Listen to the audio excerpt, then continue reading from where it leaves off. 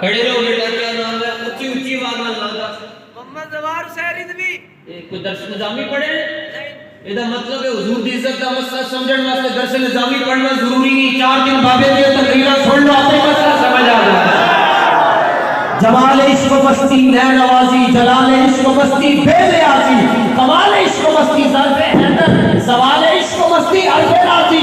अल्लामा फरमाते जेड़ा बंदा क़यामत तक के हुजूर की मोहब्बत में भड़कता हुआ नजर आए, समझ ले मैनू मौला अली दा थापड़ा लग गया।